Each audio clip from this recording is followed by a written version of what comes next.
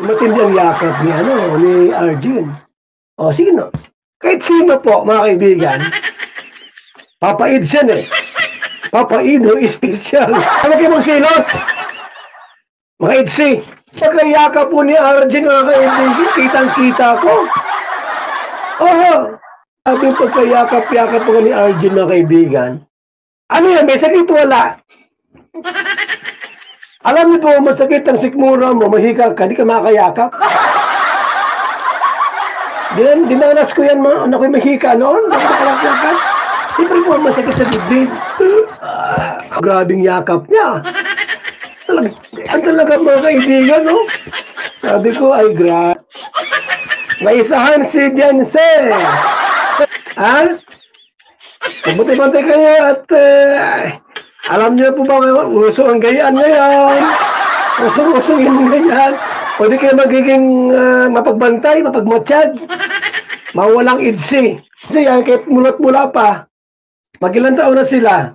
Ilang buwan na sila, Ed sa kasi Beyonce, Papaido, ang idsi.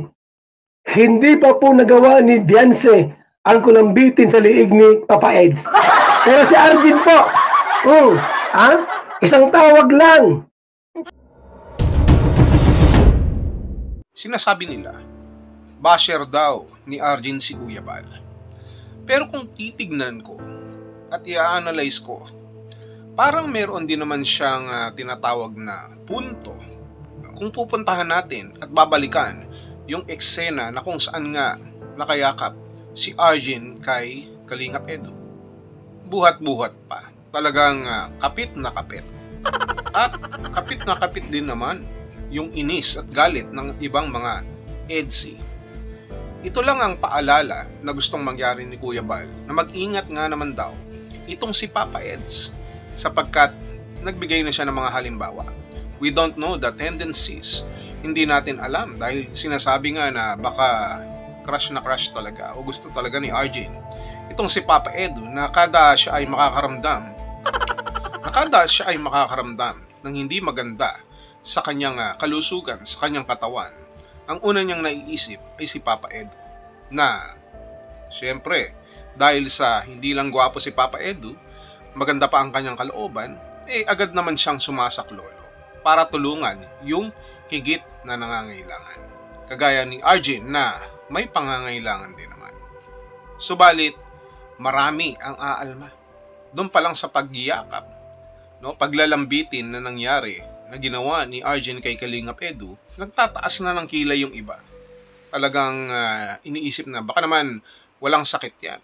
Baka naman nag-iinarte lang yan at gusto lamang maya po si Kalingap Edu. Kaya naman, itong si Kuya Bal ay nagbigay ng payo na mag-ingat-ingat.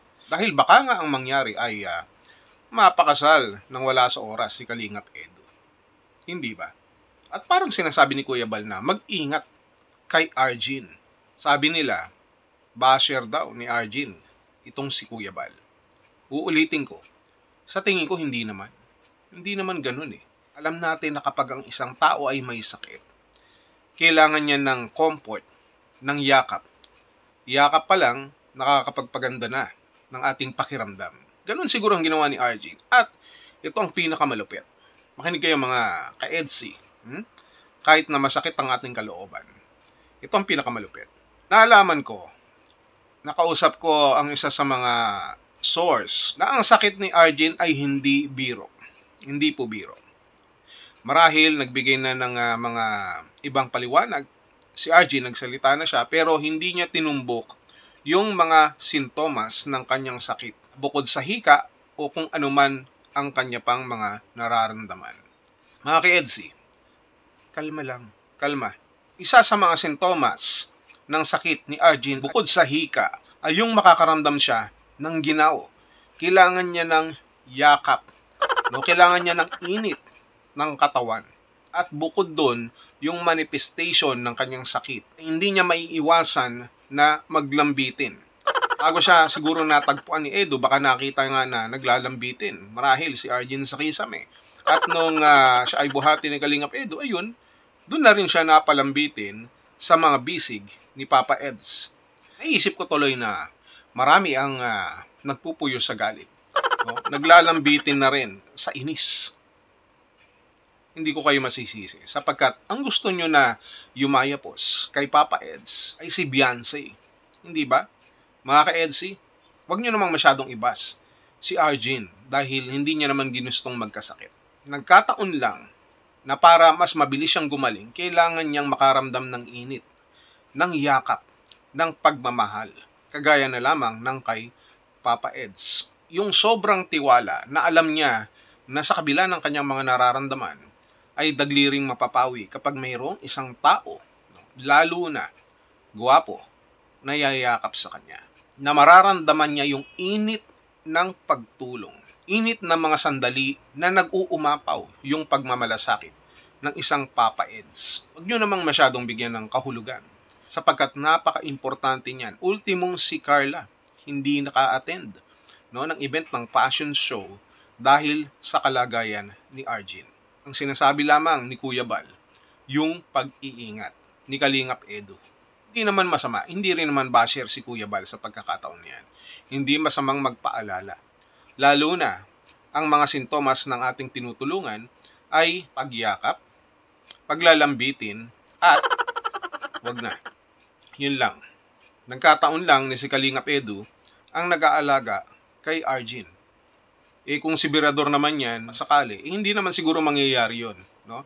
Yun nga ang maganda no? Kung sakali, dapat na para mawala yung yakap effect, no? Yung lambitin effect ni Arjun, ang dapat pala na pinapunta ni Kalingap Edu ay si Birador. Dahil pagdating doon, kung sakaling sunduin ni Birador yan, si Arjun, hindi na yayakap si Arjun, malamang sasabihin niya, wait, okay na ako. Hindi na sasama si Arjun. Sabihin niya, okay na. No? Hindi naman kasi kayakap-yakap yung taong kukuha sa kanya o tutulong sa kanya. At pag nagkataon, naalala ko, pag nagkataon, gagaling na agad si Arjun at makakarampa na si Carla dun sa event. Diba? Sayang, no? Hindi ko naisip agad yun. Hindi agad, sana nasabihan natin. Si Papa Eds yun pag nagkataon talagang lalagnating kalagi dyan. Diba? Naranasan ko na yan So wag niyong iba si Papa Bal. Ito ay isang babala lamang. At wag niyo rin sisihin si Arjun sapagkat siya ay may sakit. Kapag ikaw ay may sakit, gusto mo ng yakap. Gusto mo ng lumambitin sa pag-asa. Lumambitin sa pag-asa na ikaw ay gagaling. At yun, gumaling nga. O diba? At least nakatulong. Mga ka-Edsy, okay lang yan. Makikita pa rin natin na sa mga huling sandali na ang tunay na magkayakap ay si Bebe Beyonce at si Papa Eds. Okay ba?